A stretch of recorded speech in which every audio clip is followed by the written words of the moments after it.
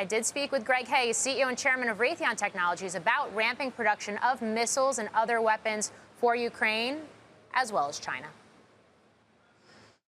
What I would tell you is that we have been in discussions with most of the NATO countries. I was in Brussels a couple of weeks ago talking to the Secretary General.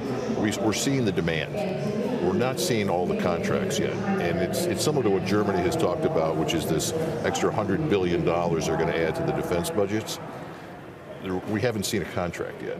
So I think we're out there trying to capacitize, facilitize for what we know is going to happen.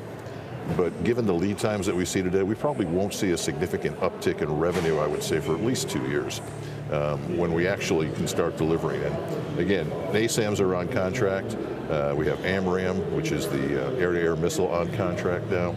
But again, those lead times are such that it's literally 2 years from the time you sign the contract to the time you get the material in the hands of the warfighter. So it's going to take some time.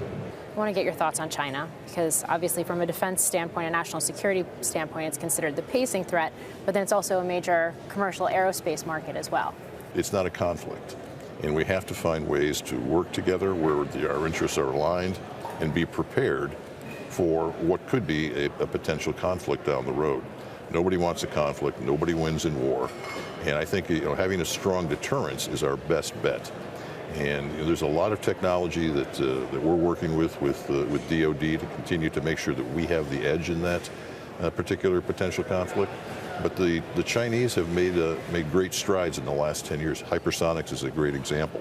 We stopped testing hypersonics around 2011. Took some time off for a number of years. The Chinese did not. So again, it's a real threat. But it's also, it still remains, I think, in our best interest to find a way to get along. We can't decouple from China the way we've decoupled from Russia. Back in February of this year, we shut down all of our Russian operations,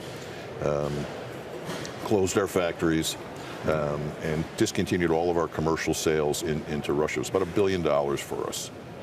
We couldn't do that with China. We are too dependent. The American economy, $400 billion of trade, too dependent on China. So it behooves us to find a way to compete but not get into conflict. Zero COVID policy in China. Markets have certainly been whipsawing on expectations, especially in the midst of the protests we've seen in China in recent days, about the beginnings of reopening there. What would that mean? How are you assessing that from a commercial aviation, commercial aerospace standpoint? So commercial aerospace, as everybody knows, has come back remarkably well from 2019 levels. Right now we're at about 75% of the traffic that we saw back in 2019. The biggest piece that's missing today, China. 14% of global traffic happens in China. What we have seen is when they do reopen, traffic rebounds quickly. When they close down, traffic shrinks. And I think opening China is going to be the key to the recovery next year. As I think about 23, we think by the end of next year, assuming China reopens, we'll be back to 2019 levels of air traffic.